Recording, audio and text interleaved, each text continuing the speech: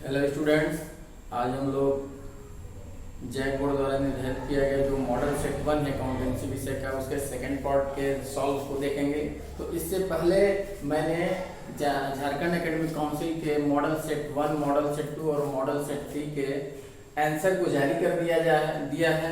उसके second part को मैं बना रहा हूं और उसकी वीडियो को भी मैं अपलोड कर रहा हूं। तो आपने यदि मॉडल सेट का फर्स्ट पार्ट नहीं देखा है तो उसको जरूर देख लें, उसके बाद आपको ये आसानी से समझ में आ जाएगा। तो सबसे पहले हम लोग देखते हैं, एक डिप्रिसिएशन का सवाल है, क्वेश्चन नंबर 15 है। उसके सॉल्व को मैंने यहाँ बना करके रखा है। आपको करना क्या है, केवल इसको देखना है और समझना है, क्योंकि मैं बनाता तो इसमें बहुत ज्यादा समय लगता है, इसलिए मैंने बनाया हुआ है। केवल इसको समझना है। देखिए यहाँ मसीदी अकाउंट है, सारा फॉर्मेट आप जानते हैं, इसमें बताने की कोई जरूरत नहीं है। अगर नहीं जानते हैं तो डिप्रिसिएशन पर मैंने 5 क्लासेस लिए हुए हैं और उसके डिस्क्रिप्शन बॉक्स में मैंने उसके लिंक को डाल दिया है। यदि आपने नहीं देखा तो उसको जरूर देखिएगा। यहाँ देखिए 2016 1 जनवरी यानी 1 जनवरी 2016 को हमने 13,000 रुपए की लागत की एक मशीन क्रय की है और जिस पर 2,000 रुपए मरम्मत व्यय किए हैं। तो यहाँ हम लिखेंगे टू बैंक अकाउंट M1 यानी 13,000 रुपए उसकी लागत है प्लस 2,000 रुपए मरम्मत, यानी कुल 15,000 रुपए की हमने एक मशीन खरीदी। ठीक है,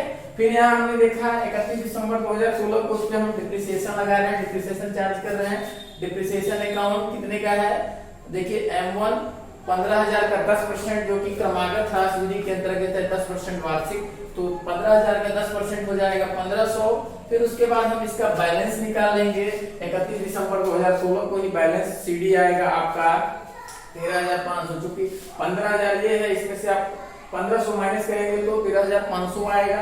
ये आपका बैलेंस हो जाएगा 13,500 रुपए। फिर हम उसी बैलेंस को यहाँ पे लाएंगे 1 जनवरी 2017 को टू बैलेंस बीडी M1 13,500। फिर 2017 में हम कर क्या रहे हैं, 1 जुलाई 2017 को हम एक दूसरी मशीन खरीद रहे हैं M2, जिसकी लागत है 40,000 रुपए। ठीक है, तो इसकी लागत यहाँ होगी 40,000 रुपए। फिर हम उस साल में क्या कर रहे हैं, डिप्रिसिएशन लगा रहे हैं 31 दिसंबर 2017 को, क्योंकि हमारे खाते 31 दिसंबर को बंद होते हैं, इसलिए डिप्रिसिएशन हमारा 31 दिसंबर को चार्ज हो रहा है बाय डिप्रिसिएशन अकाउंट। अब यहाँ दो मशीन है, दोनों का मैंने अलग अलग निकाला है। M1 13,500, बैलेंस आपका कितना था M1 का 13,500, और उस पर 10% की दर से 1,350 रुपए आएगा।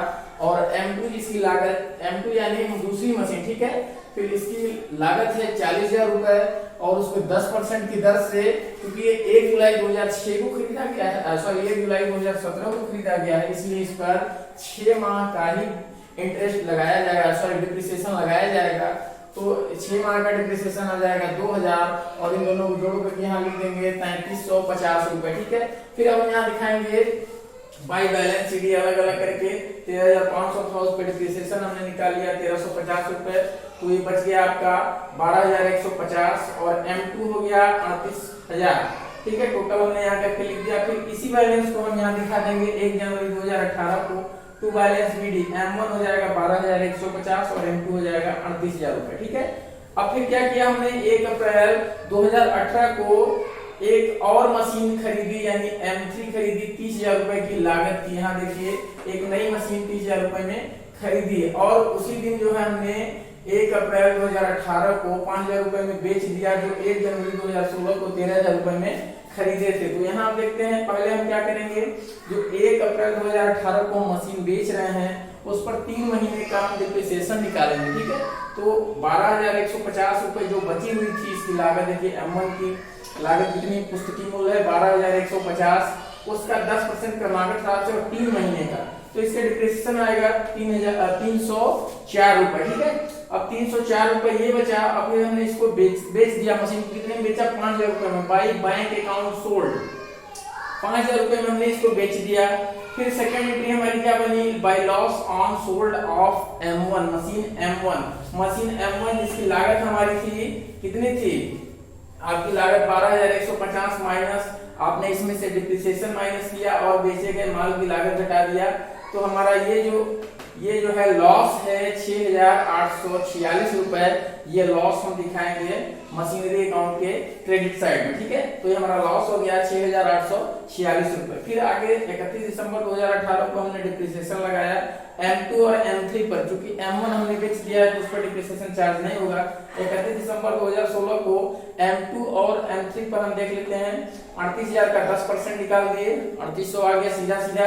और M3 है 38,000 का 10% गुणे 9/12, यानी आपको 9 महीने का ही निकालना है, क्योंकि 1 अप्रैल को मशीन खरीदी गई है तो 9 महीने का आपका आ जाएगा 2250 रुपए, ठीक है। तो दोनों का टोटल कर देंगे 6,050 रुपए आ जाएगा। फिर इन दोनों का बैलेंस निकाल देंगे, बाय बैलेंस कर देंगे। बैलेंस पहले दूसरी मशीन का बैलेंस हो जाएगा 34,200 और तीसरी मशीन का बैलेंस है 27,750 रुपए, ठीक है। फिर इन दोनों को टोटल करके यहाँ दिखा देंगे 61,950 और इधर फिर आप दिखा देंगे जनवरी 2019 टू बैलेंस BD। M2 है 34,200 और M3 है 27,750 रुपए। इतना आप कर देंगे, आपका क्वेश्चन कंप्लीट हो गया, ठीक है। 16 है आयगत संचय तथा पूंजीगत संचय में अंतर करिए। तो यहाँ पे मैंने आयगत संचय और पूंजीगत संचय में अंतर किया हुआ है, इसको आप फटाफट देख लीजिए। पहला है सृजन का स्रोत, जो अंतर का आधार उसमें पहला है सृजन का स्रोत, यानी हम ये संचय कहाँ से बनाते हैं, किस मद से।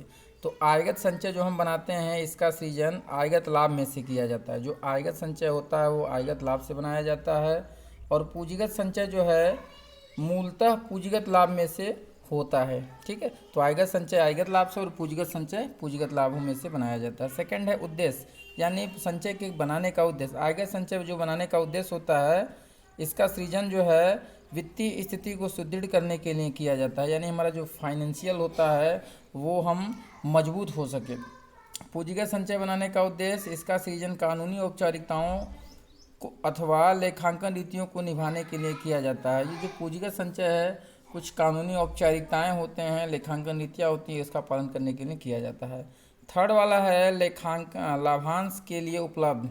तो जो आयगत संचय है वो लाभांश के वितरण के लिए उपलब्ध रहता है, और जो पूंजीगत संचय है वो लाभांश के वितरण के लिए उपलब्ध नहीं होता है। लास्ट है उपयोग। आयगत संचय का उपयोग किसी भी उद्देश्य के लिए किया जा सकता है, और पूंजीगत संचय का जो उपयोग है, पूंजीगत संचय का उपयोग हानियों को समाप्त करने या बोनस अंशों को जारी करने के लिए ही किया जा सकता है। तो ये था पूंजीगत संचय और आयगत संचय में अंतर। क्वेश्चन नंबर 17 हम लोग देख लेते हैं। निम्नलिखित सूचनाओं से व्यापारिक खाता, लाभ हानि खाता तथा आर्थिक चिट्ठा तैयार करें, ठीक है। कुछ सूचनाएं नीचे दी हुई हैं, देख लीजिए। यहाँ पर दिया है ट्रायल बैलेंस, उसके आधार पर हमको व्यापारिक खाता, लाभ हानि खाता और चिट्ठा तैयार करना है। तो मैंने व्यापारिक खाता, लाभ और खाता तथा चिट्ठा को तैयार किया हुआ है, आप इसको आसानी से देख सकते हैं। यहाँ पर देखिए मैंने बनाया हुआ है trading and profit and loss account. तो पहले हम लोग क्या लिखेंगे, to opening stock. Opening stock कितना है 5,60,000। फिर कॉस्ट ऑफ गुड्स मैन्युफैक्चर्ड, यानी बेचे गए माल की लागत या उत्पादित की गई माल की लागत कितना है 11,11,980। फिर है राइट साइड में यानी क्रेडिट साइड में बाई सेल्स आपका 17,46,000 का है, और क्लोजिंग स्टॉक दिया हुआ है 3,45,000। तो इनके टोटल को हम लोग कर लेंगे, और हमारा बैलेंस जो आएगा वो हो जाएगा ग्रॉस प्रॉफिट।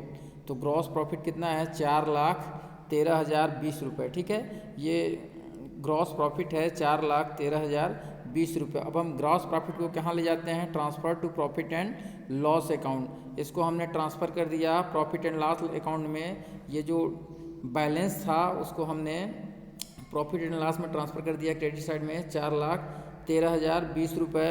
अब इसको आगे देखते हैं हम लोग, 4,13,020 रुपये। उसके बाद अब डेबिट साइड में जो अमाउंट है बैड डेब्ट्स है, बैड डेब्ट्स को दिखा दिए हम। Salary and wages 10,000, rent and taxes 22,400, insurance है 800 रुपये, ट्रैवलिंग एक्सपेंसेस है 35,500, जनरल एक्सपेंसेस 29,420, कैरेज आउटवार्ड 94,240 रुपये। और इसके बाद हम क्या करेंगे, इस बैलेंस से और यहाँ तक के बैलेंस को टोटल करके डिफरेंस निकाल लेंगे। जो डिफरेंस आएगा वो हो जाएगा 2,16,560 रुपये, वो हमारा नेट प्रॉफिट होगा, ठीक है। क्या होगा नेट प्रॉफिट, और कितना होगा 2,16,560 रुपये।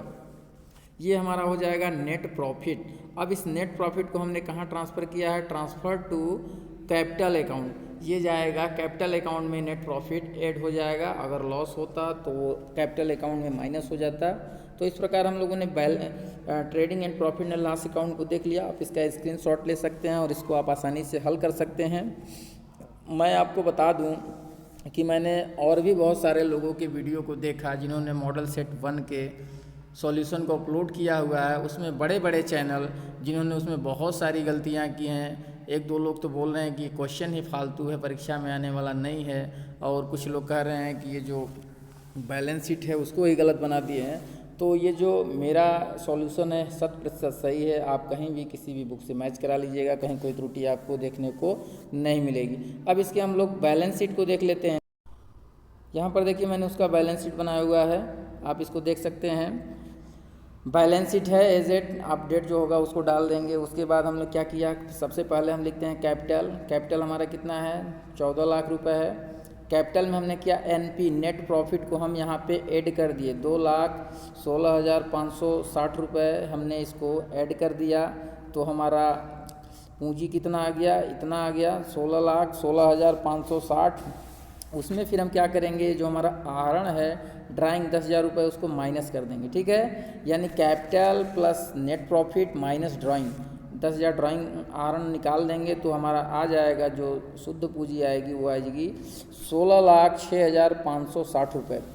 उसके बाद बैंक ओवरड्राफ्ट है 20,000 और profit and loss account previous year है 1,22,280 रुपये।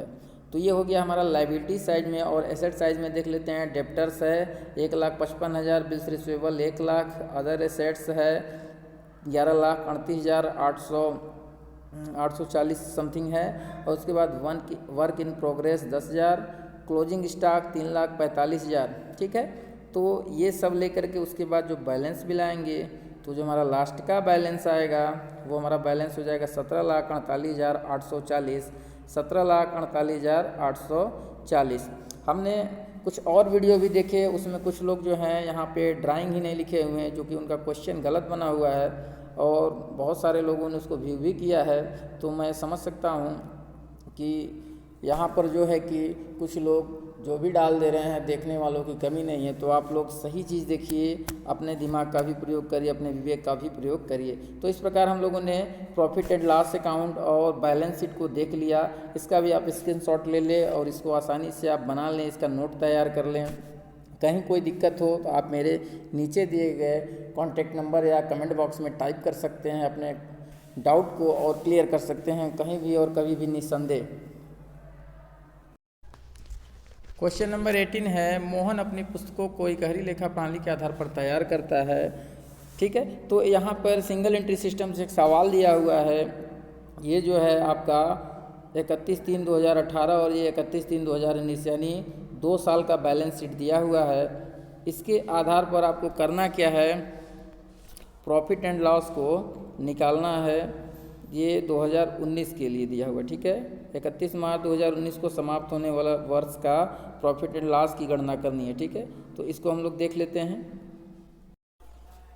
हमको सबसे पहले पता होना चाहिए कि जब हम प्रॉफिट एंड लॉस निकालते हैं तो सबसे पहले हमको 2 चीज़ निकालनी पड़ेगी। यानी पहले हमको ओपनिंग कैपिटल और दूसरा हमको क्लोजिंग कैपिटल निकालना पड़ेगा, ठीक है। पहले ओपनिंग कैपिटल और क्लोजिंग कैपिटल हमको दोनों साल का निकालना होगा। यानी इस साल का जो कैपिटल हम निकालेंगे वो हो जाएगा ओपनिंग कैपिटल और इस साल का जो हम कैपिटल निकालेंगे वो हो जाएगा क्लोजिंग कैपिटल। तो क्लोजिंग और ओपनिंग कैपिटल निकालने के लिए हमको क्या करना होगा, सबसे पहले हमको स्टेटमेंट ऑफ अफेयर्स निकालना होगा, जो कि बैलेंस शीट की ही तरह होता है, उसके आधार पर निकालते हैं। तो आइए आपको दिखाते हैं।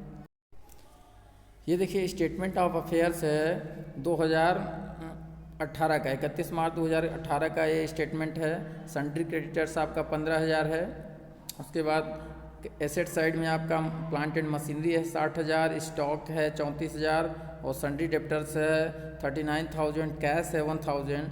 इनका टोटल कर लेंगे तो आ जाएगा आपका 1,34,000 यानी 1,34,000 रुपये आ जाएगा। और इधर 15,000 रुपये है, यानी जो बैलेंस आएगा 1,19,000 वो हो जाएगा आपका कैपिटल, ठीक है। ये कौन सा कैपिटल होगा, ये आपका ओपनिंग कैपिटल हो जाएगा, ठीक है। ये ओपनिंग कैपिटल होगा आपका 2019 के लिए, यानी 1 अप्रैल 2018 का ये ओपनिंग बैलेंस होगा कैपिटल का। तो ये हमारा स्टेटमेंट ऑफ अफेयर 2018 है। अब 2019 देखते हैं। ये आपका है स्टेटमेंट ऑफ ईयर 31 मार्च 2019।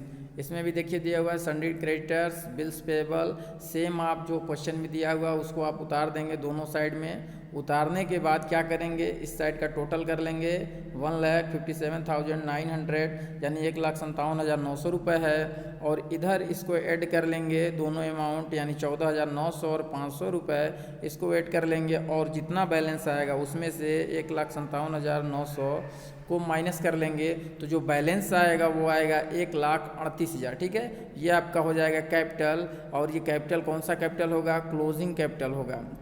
ठीक है, ये आपका जो कैपिटल होगा क्लोजिंग कैपिटल होगा 2019 का। तो हमने ओपनिंग कैपिटल 1,19,000 और क्लोजिंग कैपिटल 1,38,000 निकाल लिया है। अब इसके आधार पर हम बनाएंगे profit and loss, statement of profit and loss. ठीक है, अब आइए चलते देखते हैं।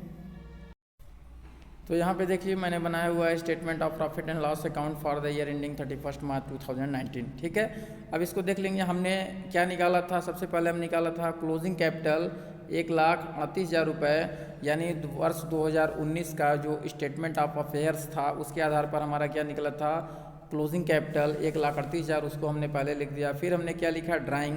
क्वेश्चन में आप देखेंगे ड्राइंग जो है 5,000 रुपये पर मंथ, यानी 12 महीने का हो जाएगा 60,000 रुपये। दोनों को जब हम ऐड कर लेंगे तो ये हमारा आ जाएगा 1,98,000 रुपये।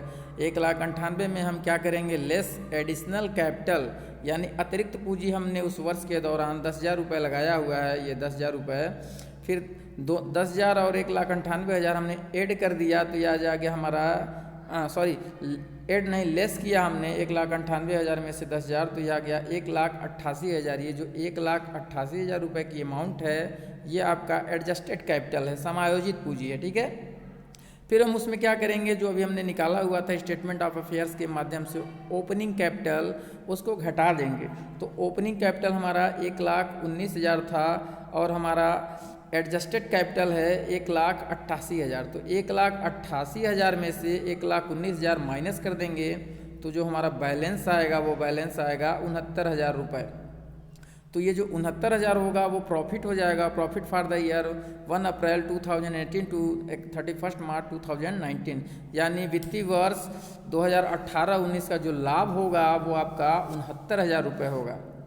इसमें मैं आपको बता दूं, आप इसका स्क्रीनशॉट ले लीजिए। और एक बहुत ही बड़ा चैनल है कॉमर्स का, उन्होंने जो है इसमें लॉस दिखाया हुआ है 10,000 रुपये का, जो कि बहुत ही गलत तरीके से उन्होंने बनाया हुआ है और उसको बहुत सारे बच्चों ने देखा भी है। तो इसको मैं सही बता रहा हूँ, करेक्शन कर दिया हूँ। आप इसको देखिए और मिलाइए, और इसमें कहीं कोई त्रुटि होने की संभावना न के बराबर है, यानी नहीं है। ये 100% सही है और सटीक है। इसके आधार पर आप अपने प्रश्न को बनाएं और मिलाएं। अन्य वीडियो के माध्यम से आप मैच कराएंगे तो मेरे उत्तर जो हैं उनसे अलग हैं, सही हैं, सुरक्षित हैं। और वो जो वीडियो अपलोड किए हुए हैं दूसरे चैनल वालों ने, उसमें बहुत सारी गलतियां हैं, त्रुटियां हैं। आपको विश्वास नहीं होगा तो आप कैलकुलेट करके, केवल आप अमाउंट कैलकुलेट करके देख सकते हैं। जोड़ने में ही बहुत सारी गलतियाँ हुई हैं। कुछ लोग कैलकुलेटर से भी जोड़ते हैं फिर भी गलतियाँ कर देते हैं। क्वेश्चन नंबर 19 है, लेखांकन में कंप्यूटर की भूमिका बताइए। तो लेखांकन में कंप्यूटर की क्या भूमिका है, इसको हम लोग फटाफट देख लेते हैं। लेखांकन में कंप्यूटर की भूमिका, आधुनिक व्यवसाय में कंप्यूटर का अहम योगदान है। आज के बदलते व्यावसायिक युग को देखते हुए यह आवश्यक है कि व्यावसायिक कार्य अत्यधिक शीघ्रता एवं कुशलता से किया जाए। उपर्युक्त के अतिरिक्त बाजार में अनेक प्रकार के सॉफ्टवेयर उपलब्ध हैं जो इस प्रकार डिजाइन किए गए हैं कि वह किसी भी व्यवसाय की आवश्यकताओं के अनुरूप हों। इनमें से कुछ निम्नलिखित हैं। पहला जो है वह है सामान्य खाता बही। कंप्यूटर के द्वारा किसी लेन देन का लेखा करते ही इसका खाता बही में स्वतः ही खतौनी हो जाती है, अतः खाता बही में हमेशा आज तक की संपूर्ण सूचना उपलब्ध रहती है। कंप्यूटर द्वारा बिल या चेक तैयार किया जाता है। ठीक है, तो ये सामान्य खाता बही एक सॉफ्टवेयर है जिसके माध्यम से हम जैसे ही ट्रांजैक्शन एंट्री करते हैं उसमें खतौनी अपने आप अपलोड हो जाती है, एंट्री हो जाती है। नेक्स्ट है दूसरा वाला प्राप्य लेखे। इस सॉफ्टवेयर का प्रयोग देनदारों के खातों को अप टू डेट करने के लिए किया जाता है। प्राप्त लेखे जो सॉफ्टवेयर है इसके द्वारा देनदारों के खातों को अपडेट किया जाता है। और देय लेखे ये सॉफ्टवेयर है, यह सभी लेनदारों का अप टू डेट रिकॉर्ड रखता है। ठीक है। फिर स्टॉक नियंत्रण सॉफ्टवेयर यह क्या है? यह गोदाम में आने वाले तथा जाने वाले सभी माल का पूरा रिकॉर्ड रखता है। पांचवा है वेतन लेखांकन। यह सॉफ्टवेयर हजारों कर्मचारियों की मजदूरी तथा वेतन सीट बहुत ही शीघ्रता तथा शुद्धता के साथ तैयार किया जा सकता है या करता है।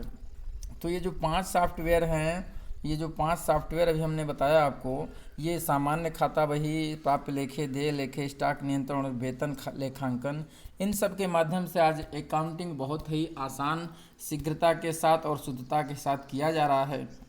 तो ये जो प्रश्न था कि लेखांकन में कंप्यूटर की क्या भूमिका है, तो लेखांकन आज के परिवेश में लेखांकन में कंप्यूटर की बहुत ही महत्वपूर्ण भूमिका है, जिसको इन बिंदुओं के माध्यम से हम लोग समझ चुके हैं। तो वीडियो देखने के लिए आप सभी का बहुत बहुत धन्यवाद। और मेरे द्वारा अकाउंटेंसी विषय के अन्य मॉडल सेटों का भी वीडियो अपलोड कर दिया गया। और यदि आप चैनल पर नए हैं तो प्लीज़ मेरे चैनल को सब्सक्राइब करें, क्योंकि मेरा जो चैनल है वो विश्वसनीय है, जो सही उत्तर होता है उसी को अपलोड करता है। मैंने आपको बहुत सारे जगहों पर आपको मैंने बताया कि बहुत सारे मॉडल सेट ऐसे हैं जो गलत अपलोड किए हुए हैं। तो आपको अगर सही उत्तर चाहिए तो प्लीज़ मेरे कॉमर्स गुरु चैनल को सब्सक्राइब करें।